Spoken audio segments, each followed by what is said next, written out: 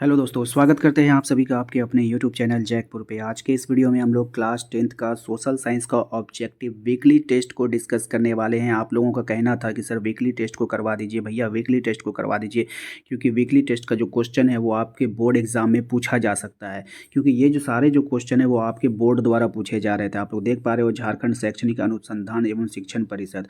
तो यहाँ से जो भी क्वेश्चन आपको पूछा गया था तो वो इंपॉर्टेंट होता है। उसका अगर जरा सा भी दिमाग घूमा तो वो वीकली टेस्ट से भी क्वेश्चन उठाकर दे सकता है। तो वीडियो काफ़ी इंपॉर्टेंट होगा और आज के इस वीडियो में हम लोग बिल्कुल डिस्कस करने वाले हैं।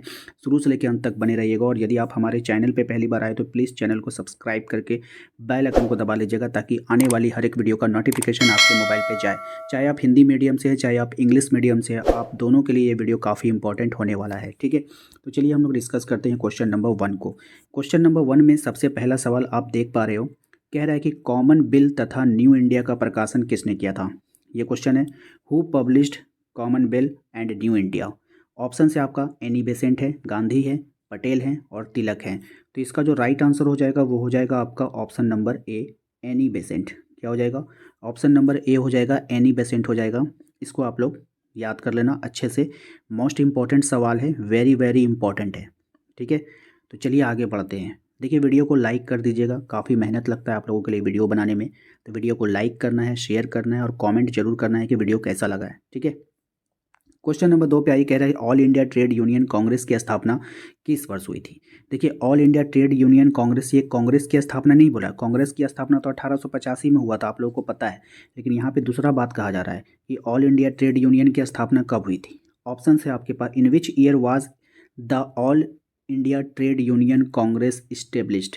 ठीक है, ये इंग्लिश मीडियम वालों के लिए हो गया। अब देखिए, यहाँ पे ऑप्शन है आपके पास 1925 में, 1920 में, 1930 में या फिर 1922 में। तो इसका जो राइट आंसर हो जाएगा वो हो जाएगा 1920 में, ऑप्शन नंबर बी। ठीक है, ऑप्शन नंबर क्या हो जाएगा बाबू? ऑप्शन नंबर बी हो जाएगा, 1920 में इसकी स्थापना हुई थी। क्वेश्चन नंबर 3 पे आइए। क्वेश्चन नंबर 3 में कह रहा है कि हिंद स्वराज नामक पुस्तक किसने लिखा था। Who wrote the book named Hind Swaraj. Jawaharlal Nehru ने, बाल गंगाधर तिलक ने, गोपाल कृष्ण गोखले ने या फिर महात्मा गांधी ने। तो इसको जो लिखा था वो लिखा था महात्मा गांधी ने। किसने लिखा था? महात्मा गांधी ने लिखा था। ठीक है, तो चलिए नेक्स्ट आते हैं। अगला सवाल देखिए क्या है हमारा, क्वेश्चन नंबर 4 पे कह रहा है कि आंध्र प्रदेश के गुडेम पहाड़ियों में आदिवासी किसानों के विद्रोह का नेतृत्व किसने किया था। Who lead the revolt of tribal farmers in the Gudem hills of Andhra Pradesh. ठीक है, तो वहाँ पर जो नेतृत्व किसने किया था? बाबा रामचंद्र ने किया है, अब्दुल गफ्फार खान ने किया है, अल्लू सीताराम राजू ने किया था या फिर श्री रामचंद्रन ने किया था। तो इसका जो राइट आंसर हो जाएगा वो हो जाएगा आपका ऑप्शन नंबर सी, अल्लू सीताराम राजू ने। ठीक है, देखो यहाँ पे एक ट्रिक लगा लेना कि पहाड़ों पर जो है आंदोलन करना है। पहाड़ी आदिवासी है ना, पहाड़ों पे आंदोलन करना बहुत मुश्किल है। अगर जो वहाँ आंदोलन करेगा तो वहाँ उल्लू की तरह जागना होगा। इस तरह से ये बात याद रखना, उल्लू की तरह जागना होगा। तो अल्लूरी सीताराम राजू आपको याद आ जाएगा। ठीक है, नेक्स्ट आते हैं क्वेश्चन नंबर 5 पे। क्वेश्चन नंबर 5 में कह रहा है कि निम्न में से किस देश में एकात्मक शासन व्यवस्था है। Which of the flowing countries has a unitary government system. ठीक है, ऑप्शंस है आपके पास, ध्यान से देखिएगा। ऑप्शंस में आपको बोला जा रहा है कि भारत है, संयुक्त राज्य अमेरिका है, स्विट्जरलैंड है या फिर श्रीलंका है। तो इसका जो राइट आंसर हो जाएगा वो ऑप्शन नंबर डी हो जाएगा, श्रीलंका हो जाएगा। याद रखना है आप सभी को। क्वेश्चन नंबर आइए 6 पे। क्वेश्चन नंबर 6 में कहा जा रहा है कि संघीय शासन व्यवस्था का प्रमुख उद्देश्य क्या होता है। ठीक है, federal governance is the main objective of the system.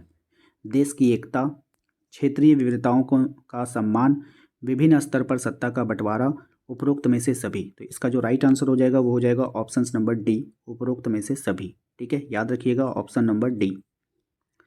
Question number आइए 7 पे। क्वेश्चन नंबर 7 पे आने के बाद हम लोग देखते हैं कि ये क्वेश्चन क्या कह रहा है। कह रहा है कि निम्न में से कौन सुमेलित है, यानी कौन सही है, आपको बतानी है। Which of the following is matched. अब यहाँ पे देखिए, संघीय सूची बोला है, राज्य सूची बोला है, समवर्ती बोला है, अवशिष्ट बोला है। मान लो कि हमें याद नहीं है, क्या है, मान लेते हैं कि हमें इसका आंसर याद नहीं है।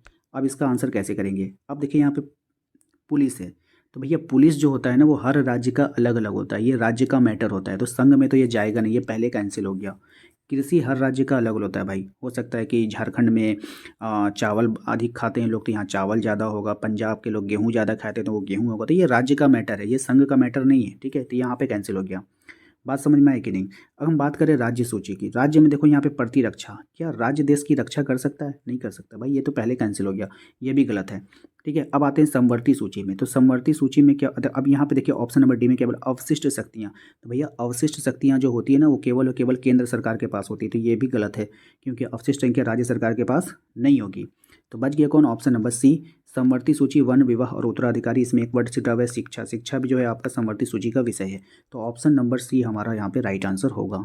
ठीक है, आते हैं क्वेश्चन नंबर 8 पे। क्वेश्चन नंबर 8 में आपसे कहा जा रहा है कि भारत की संघीय प्रणाली में राज्य सरकारें उन सभी विषयों पर कानून बना सकती है जो निम्नलिखित हैं। ठीक है, अगर हम अंग्रेजी में बात करें तो in India's federal system state governments have the power to make laws on all subject including.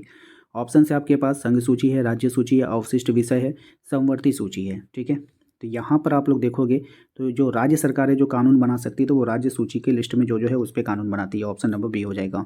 ठीक है, क्वेश्चन नंबर हम 9 पे आते हैं। क्वेश्चन नंबर 9 में कहा जा रहा है कि वन और वन्य जीव संसाधनों के संरक्षण की दृष्टि से जो वन सबसे मूल्यवान माने जाते हैं उनको क्या कहते हैं। अगर हम सबसे पहले यहाँ पे डिस्कस कर लेते हैं इस क्वेश्चन को। ठीक है, तो यहाँ पर आप लोग समझ लेना कि जो संघ सूची होता है ना उसमें रक्षा, मुद्रा, विदेश मामले और बैंकिंग और बीमा आता है। ठीक है, रक्षा कौन कौन आता है? रक्षा आएगा, ठीक है ना, रक्षा आएगा, मुद्रा आएगा, विदेशी मामला आएगा, ये सब किसका है? संघ सूची का विषय है। बैंकिंग आएगा, याद रखिएगा कौन आएगा? बैंकिंग आएगा, और बीमा आएगा। ठीक है, और क्या आएगा? बीमा आएगा। ठीक है, इसको लिख लीजिएगा। हम राज्य सूची की अगर हम बात करें तो राज्य सूची में कौन कौन आता है बाबू? संचार आता है। ठीक है, राज्य सूची में क्या आएगा? संचार आ जाएगा, और पुलिस आएगा, जैसे मैंने आपको बताया था पुलिस आएगा। कृषि तो आएगा, ये फेमस है, कृषि आता है। ठीक है, और व्यापार भी आता है। ठीक है, ये सब राज्य सरकार का विषय है। हम बात करेंगे अवशिष्ट शक्तियाँ, तो ये केवल केंद्र सरकार के पास होती है। समवर्ती सूची में आपका क्या क्या आ जाएगा? वन आ जाएगा, विवाह आ जाएगा, वन विवाह हो जाएगा, उत्तराधिकारी हो जाएगा, उत्तराधिकारी हो जाएगा, और शिक्षा हो जाएगा। ठीक है, लेकिन समवर्ती सूची पे ना कानून बनाने का दोनों का अधिकार होता है। जब दोनों राज्यों में विवाद होगा ना, जब राज्य में और केंद्र में विवाद होगा तो जो केंद्र सरकार जो कानून बनाएगी वो सर्वोपरि होगा, याद रखिएगा। समवर्ती सूची पे कानून दोनों राज्य बनाते हैं, समवर्ती सूची पे दोनों बनाते हैं, सॉरी दोनों बनाते हैं। केंद्र भी बनाएगा, संघ भी बनाएगा, और राज्य भी बना सकता है। ठीक है, दोनों का अधिकार है। लेकिन अगर विवाद हो गया तो केंद्र द्वारा जो बनाया गया कानून है वही मान्य होगा। ठीक है, याद रखिएगा। क्वेश्चन नंबर 9 पे आइए।